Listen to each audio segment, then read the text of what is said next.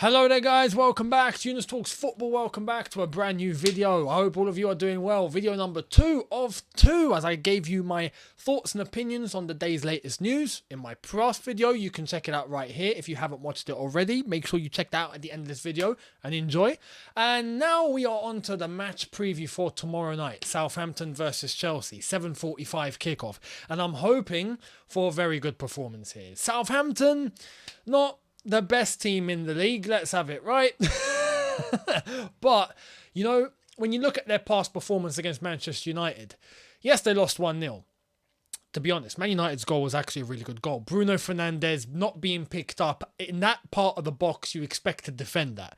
But the move was a quick one. Fernandez's finish was actually a really, really good finish into the bottom corner. Very quick, instinct kicked in, and he put it there without anyone getting to be able to block it in time. So you know what? I respect Man United for that goal.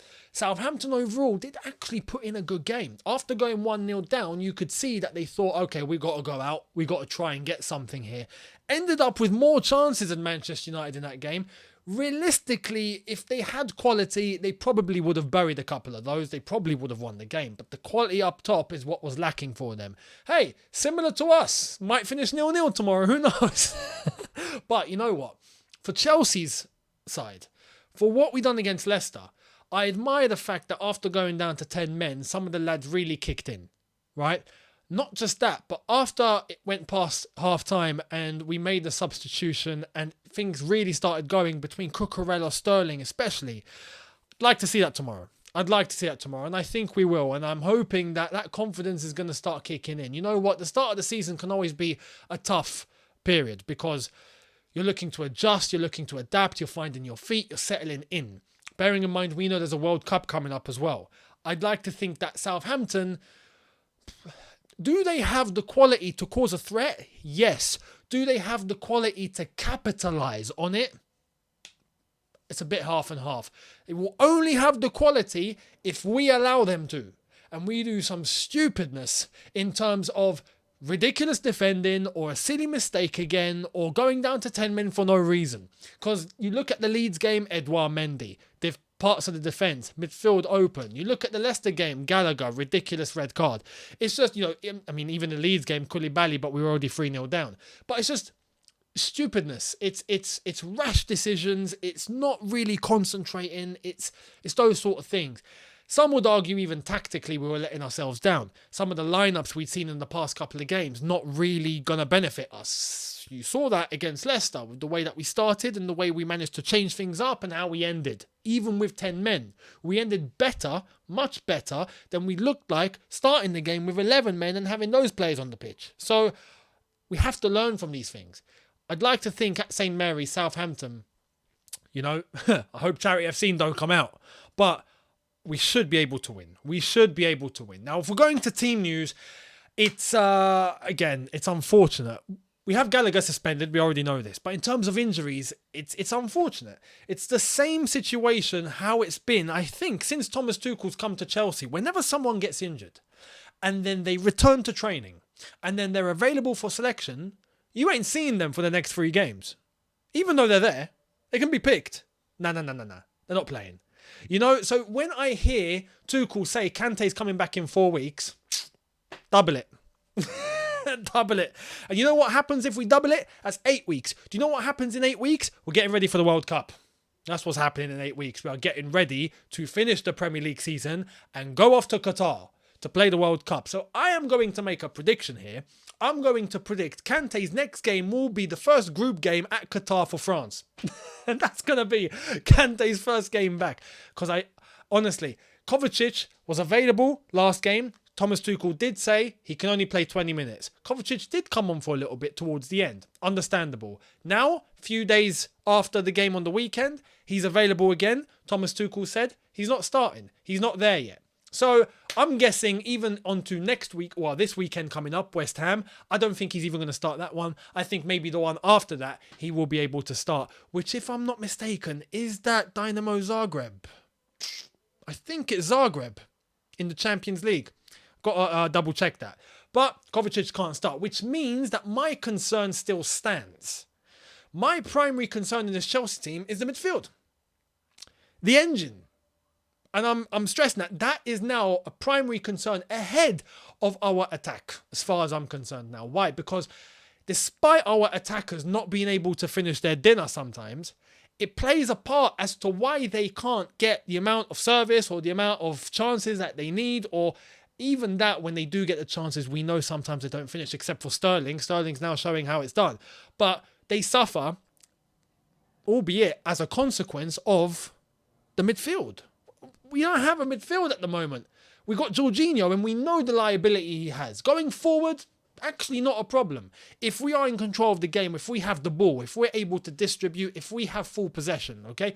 There's no pressure from the opposing team. Not like Leeds. That's where you don't want Jorginho. But if we have a team against us that are willing to maybe sit back, give us the ball, give us some freedom, Jorginho going forward, fantastic. But defensively, he's a liability. We all know he's a liability. So we need someone solid next to him. And that's where when he has Kante next to him, it's all right. When he has Kovacic next to him, it's all right. Sometimes when Kante and Kovacic are playing together, we look good. But Jorginho needs that stability next to him. When he doesn't have it, he's exposed. And I feel like with Gallagher, who shouldn't be there in the first place, Jorginho's exposed. And I feel like without Kante, without Kovacic to select, we're still going to have that problem. Hopefully it doesn't kick in, because Southampton, as I've said, do they have the quality to really take advantage of that? I hope not. I hope not. Personally, I don't think so, but you never know. It is the Premier League. Anything can happen, so we have to respect them. I'd like to think that there's only one player that we can actually turn to play in that double pivot with Jorginho. And we'll get to that now. What starting 11 do I think Thomas Tuchel should go with tomorrow? Well, let's get into it. So, let's start off with in goal. Edouard Mendy. I know some of you are actually not happy with Edouard Mendy at all. Some of you are going, he needs to be dropped.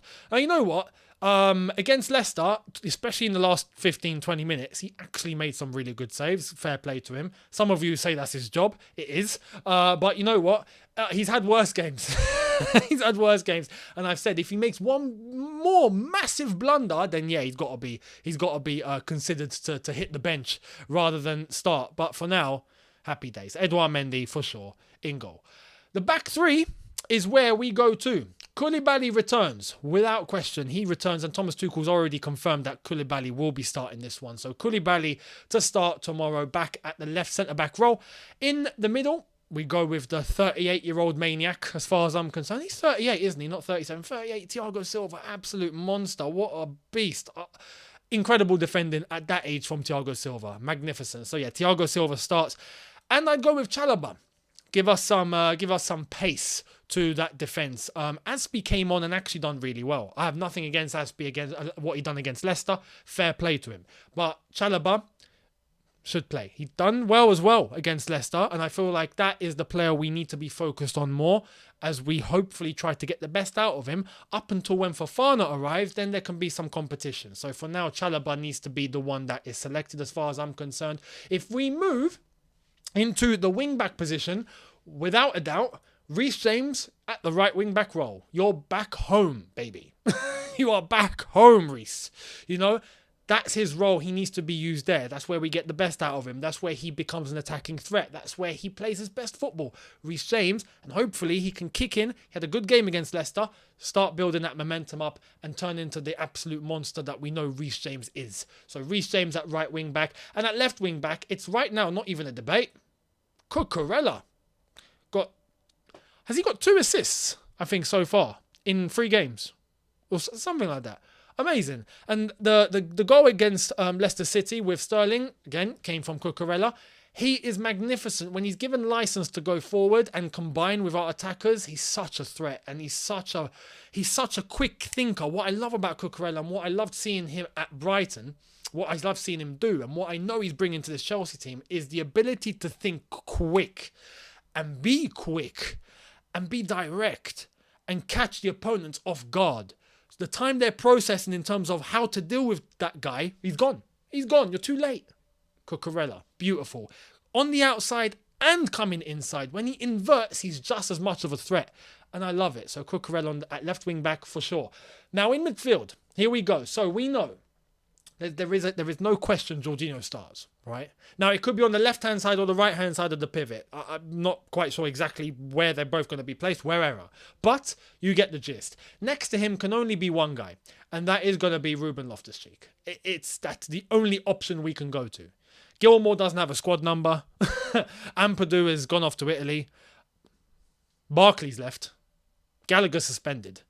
Kante and Kovacic are out. We ain't got anyone. Unless Thomas Tuchel can play in centre mid. Can he do that?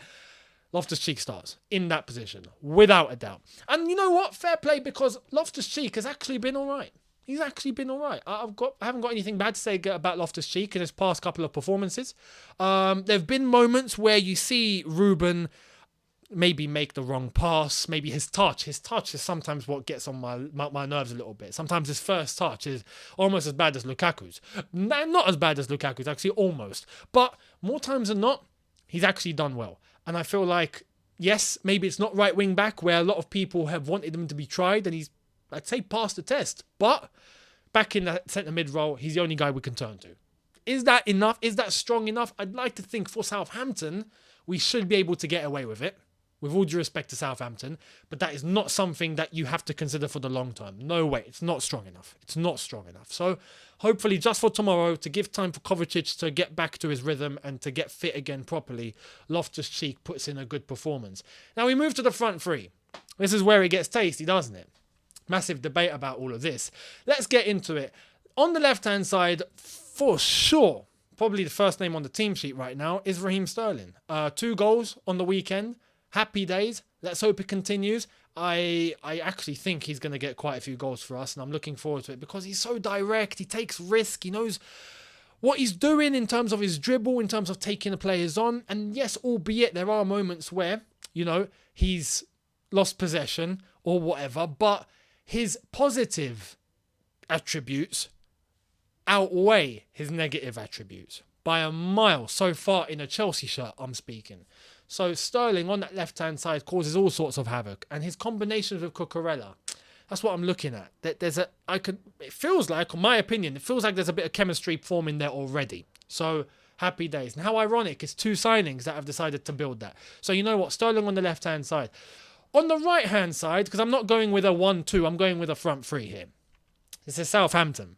We should be able to pull this off. So I'm going with a front 3. I'm going with Pulisic on the right-hand side. Again, I feel like if there's a chance for Pulisic to... Pulisic's not going anywhere. Let's clarify. He's not leaving. So you know what? If he's here, this is a chance where I feel like we have to give to him because of certain other players that I don't feel like deserve to be playing tomorrow. Simple. So the next guy I turn to in that front 3 is going to be Pulisic. It's not going to be Ziyech because Ziyech's head is already in Amsterdam. We are talking with Ajax. We know that it's looking like Antony's gone to Man United. Ziyech will more than likely end up back at Ajax. Probably 90-95% already done. So Ziyech you don't want playing for Chelsea because you want someone who is going to be mentally completely committed to the cause. That's not Ziyech. That is Pulisic, though, because he's not going anywhere. So Pulisic, for me, it's a big opportunity. And it's Southampton. It's a team where I feel like Pulisic's quality should be able to show. So Pulisic on that right-hand side, Sterling on that left. Hopefully there's enough turbulence caused by those two. And you know what? The main man up top? It's a guy who was at Southampton last season, wasn't it? Let's give it to Broja. Let's see what Broja can do against his ex-old teammates.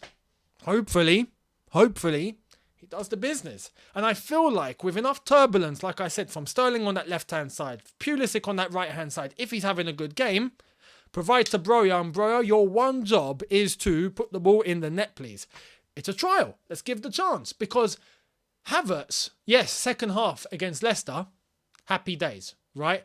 Not fantastic, but better than we'd seen him in the games prior. But that was the second half of one game. Do I feel like Broja needs an opportunity up top? Havertz still, let's have it right, has not scored. We need goals from the man up top. We need goals. And so far, we can't just have it be Sterling by himself. He can't do it by himself. He needs others around him to do it as well in order for Sterling to not feel like everything is on him. Because if that's the case and everyone's not doing what they have to do, his quality gets brought down as well. And we can't have that. So, Broja needs a chance. go for it. Against Southampton, against your ex-teammate, somewhere where you are familiar, I'd like to think you'd be able to go out there and do us a nice job. And, yeah, Havertz on the bench. Mason Mount, no minerals for Mason Mount, is there? On the bench. Simple as that. And anyway, that is my starting 11. Let me know what you think down below. I'd love to hear your thoughts, but that's my starting 11. And in terms of a score prediction, let's get to it. I've actually got the score predictions quite right recently. I got 2-1 right against Leicester. I am going to go with Southampton 0. Should I say 0? I'll go with 0. Chelsea 2. 2-0 win. Last time I said a 2-0 win, we got smashed 3-0. So I hope that's not going to be the case. But I'll go with Southampton 0, Chelsea 2. Let me know your thoughts down below. I'd love to hear everything in relation to the team, to predictions, how you see it going down. Let me know down below. And I'll see all of you after it's all said and done tomorrow with the match review. So thank you all for watching. Hit the subscribe button if you are new. Hit the notification bell to be notified once I've uploaded. Smash the like button if you have enjoyed this. And I will see all of you tomorrow after the game. Have a good one, people. In a bit. Take care. Peace.